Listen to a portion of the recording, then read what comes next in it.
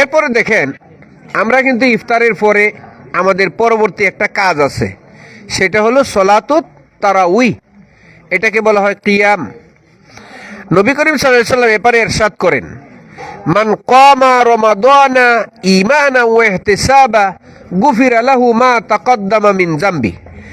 যে ব্যক্তি রোজা রেখে রাত্রিবেলায় দাঁড়াবে, অর্থাৎ তারাবির নামাজ আদায় করবে, শর্ত হলো দুইটা, ঈমান এবং ইহতিসাব। ঈমান থাকতে হবে আর কি, ইহতিসাব থাকতে হবে।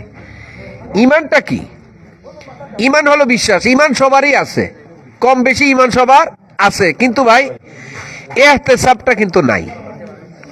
ইহতিসাব কি জিনিস? ইহতিসাব হলো, সংক্ষেপে বলি, ইহতিসাব হলো এমন জিনিস যে আপনি কেবলমাত্র আল্লাহ রাব্বুল আলামিনকে রাজি খুশি করার জন্য আপনি নামাজে দাঁড়াবেন, দুনিয়ার কাউকে সন্তুষ্ট করার জন্যে, দুনিয়ার কারো এই গালিগালাজ থেকে বাঁচার জন্যে না। আমরা তারাবিতে যাব একমাত্র আল্লাহকে খুশি করার জন্যে। এর নাম হলো ইহতিসাব। আল্লাহ রাব্বুল আলামিন আমাদের সবাইকে আজকে আমি যতটুকু আলোচনা করলাম তার উপর আমল করার তৌফিক দেন। আমরা সকলে বলি আমিন।